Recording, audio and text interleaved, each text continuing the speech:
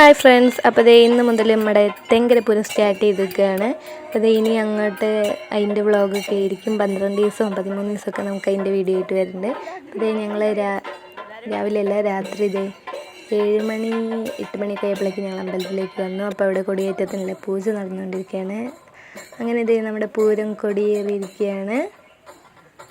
പിന്നെ അതെ അതിൻ്റെ പൂരം കൊടിയേറുമ്പോൾ തന്നെ അവിടെ ഇലക്ട്രിക്കായിട്ട് പൂത്തിരിയൊക്കെ കത്തിക്കുന്നുണ്ട്. നല്ല രീതിക്ക് തിരക്കുണ്ട് കേട്ടോ.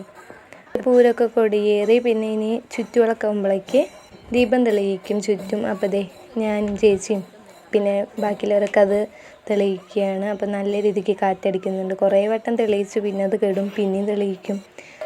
ചെണ്ടമേളൊക്കെ അവിടെ തകൃതിയായി നടന്നുകൊണ്ടിരിക്കുന്നുണ്ട്.